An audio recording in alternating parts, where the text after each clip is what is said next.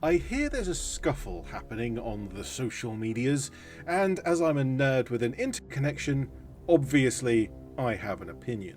Now, this subject is on the concept of pre-measuring in tabletop games, and whilst the recent argument is specifically about bolt action, I really want to weigh in on this concept far more generally.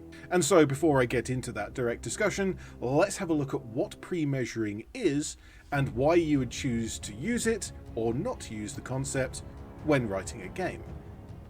Here is an example.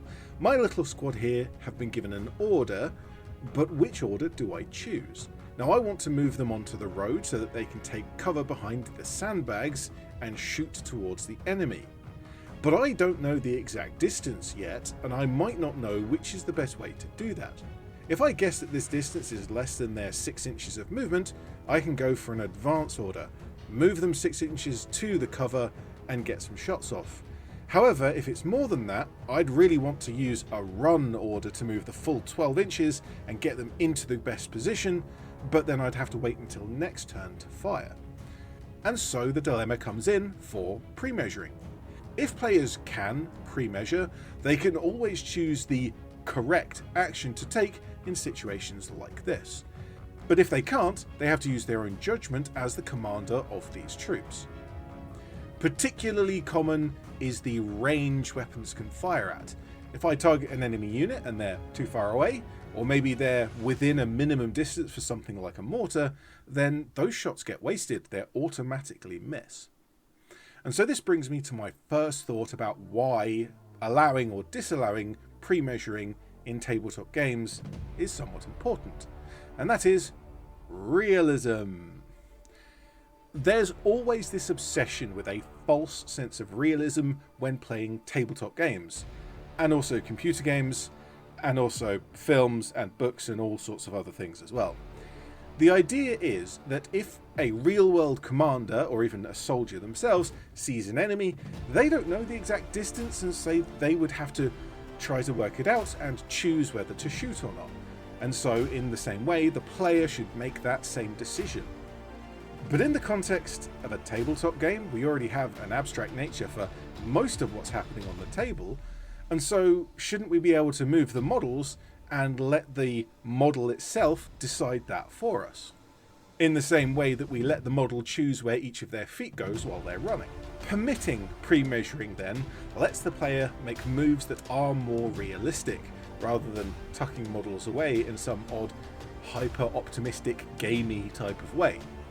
And so pre-measuring can iron out a lot of unrealistic other aspects in gaming, meaning that both pre-measuring and not allowing pre-measuring are both realistic and unrealistic in different ways. There's also the subject of slow play, which I think is far more important, but also doesn't answer our question.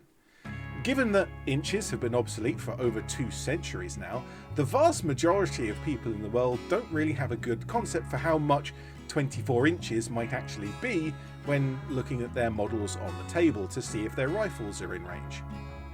And even in some backwater country where inches are still commonly used, the average person doesn't go around measuring every banana to see how many inches it is. That means that someone, particularly a newer player, is going to get stuck in the decision-making part of choosing what they want their models to do, trying to guess what the ranges are, what the movement distances are, and where the models will end up and whether they'll be able to shoot or not. However, on the opposite side of that, there are still other players who, when given the opportunity to pre-measure, will then spend forever measuring every single possible option to kind of move every single individual model and where they want them to go, and maybe they want to go the other way, maybe they want to go to that vehicle, maybe they want to charge the enemy or something else, and then they will get stuck in deciding which one of those is optimum, or worrying about which ones will put them at a disadvantage. I have personally experienced players doing both of these things, and so I certainly understand both points of view, but I would always say for newer players, I would favour allowing pre-measuring just to get them started and to give them that core understanding of range estimation as a skill that they will need for future games.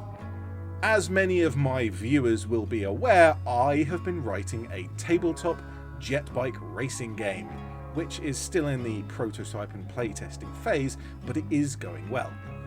As this is a game that I'm writing, I need to decide on a rule that either demands or advises whether pre-measuring would be allowed or disallowed. In my experience over the playtests that I've managed with my game and about 10 separate people who are both wargamers and board gamers and non-gamers entirely, this game works far faster for everyone with pre-measuring. And as it is a racing game and the whole game is supposed to feel fast, that's my decision. So in the context of my game, it feels like pre-measuring should be allowed. But I can certainly see in other games, particularly maybe a horror type game where there's a monster coming after you and you really need to make the right choice, making that game not allow pre-measuring will add to the tension, so once again that can lead into the feeling of a game in a positive way. But that's enough meandering, let's turn back to focus on the bolt action related online fisticuffs that's been going down. And my only contact with this violent disagreement was from Bo Mortenson's video, which I will link in my description. In that video, Bo discusses a specific example of pre-measuring, but not pre-measuring distance, rather using a tool to measure the arc of a vehicle. And let's have another example here. I want to move my little Daimler armoured car up to this corner and then turn to face my front armour towards the enemy. Now, there's enemy units down there that might be able to damage me in return, and so I want to make sure that my front armour faces them. To do that, I would need to check using an arc measuring tool, which I can do quite easily, but am I permitted to measure this before I finish moving the model? Or do I have to move the model and then use the arc tool to see if I got it right? In this case, there are two specific points to identify if this is permitted based on the rules of bolt action. The first is, when is pre-measuring permitted? Before I make that turn or after? The second is, does using the arc tool count as measuring in the way that this rulebook decides? Well, let's have a look. And as an aside here, my rulebook was borrowed accidentally by a certain person, so thanks for at least getting me pictures of my own book to make this video. Bolt Action, 3rd edition, page 58, no measuring before deciding. Quote, a player must always declare their intention before measuring, unquote. That seems pretty clear as an answer for our example here. I gave my armoured car an advance order, I've decided that, and I'm going to declare and inform my opponent that I am moving to the corner and turning my front armour to face both enemy units. And after I've made that declaration, I can start measuring. And I can measure the distance to move my car up to the corner, and then I can measure the arc of my front armour to ensure that I'm where I want to be. Quote, players are not allowed to measure distances before making a decision. Players cannot be sure about distances and ranges until they go for it, unquote.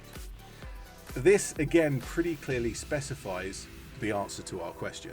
The measurements that are being discussed are for distances, so movement distances and firing ranges. Again, I think that's pretty clear as an answer to our question part 2. I would never consider an arc tool to be a measure of distance, as it's a measure of arc. Strangely, in this specific example, I feel the rules are quite clear as to what is not permitted and when, but there could easily be situations where the rules are written less clearly, or maybe something comes up in a particular game that is just difficult to decide upon.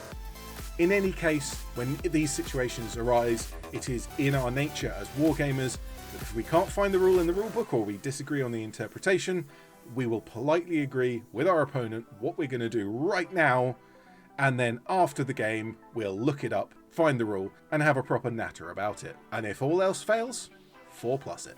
So let me know in the comments below what your thoughts are. Should pre-measuring be permitted? Does it ruin the immersion, or does it balance the game and make it fair?